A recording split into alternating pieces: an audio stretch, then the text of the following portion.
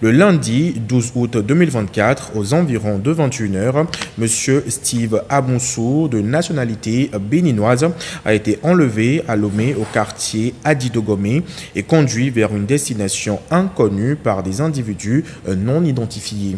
En effet, alors que le susnommé, établi au Togo depuis plusieurs années, est sorti de l'immeuble où il habitait pour une course,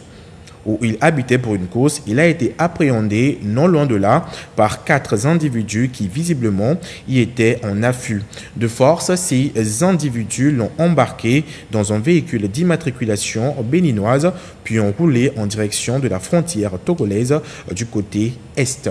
Les autorités policières togolaises ayant été avisées ont aussitôt lancé des recherches qui n'ont pas permis de retrouver les ravisseurs et leurs victimes. Afin de comprendre les circonstances exactes de cet acte, une enquête judiciaire conduite par le service central de recherche et d'investigation criminelle a été ouverte. Des premiers éléments recueillis de cette enquête, il est apparu que l'acte dont il s'agit a été l'œuvre de 4 personnes de nationalité béninoise, aidées par 2 autres personnes, dont l'une de nationalité béninoise et l'autre de nationalité togolaise. Sur les 4 acteurs principaux de nationalité béninoise, 3 ont été identifiés ainsi qu'il suit. Nyadao Jimmy, athlète des arts martiaux, Miss MMA et coach au Revieso MMA, 6 à La Haye, vive à Cotonou. Wanilo Médégan, directeur général de l'Agence nationale de la sécurité des systèmes d'information et athlète du MMA. Gbagidi Todedokpo, Juan Giraud alias Jojo, membre du staff et manager de l'artiste béninois Vano Baby.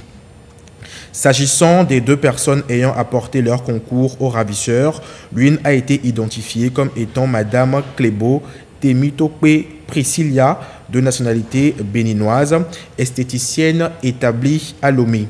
Celle-ci a été chargée d'œuvrer à l'identification de l'appartement qu'occupait la victime et de l'attirer vers les ravisseurs. Elle a été interpellée dès les premières heures de l'enquête. L'autre, du nom de Téléception, est un étudiant de nationalité togolaise travaillant occasionnellement comme conducteur de mototaxi à Lomé. Ce dernier a assuré en toute connaissance de cause le service de transport de l'un des acteurs de l'enlèvement le dimanche 11 et le lundi 12 août 2024. Arrêté quelques jours après le rapt, la perquisition de son lieu d'habitation a conduit à la découverte d'une paire de menottes qu'il dit appartenir aux ravisseurs.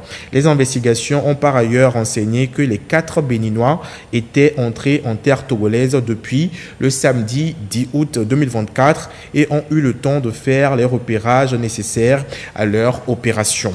Ces faits commis sur le territoire togolais en violation flagrante du droit international et des règles en matière de coopération pénale internationale s'analysent en l'incrimination d'enlèvement ou séquestration au sens des articles 283 et 284 du nouveau code pénal.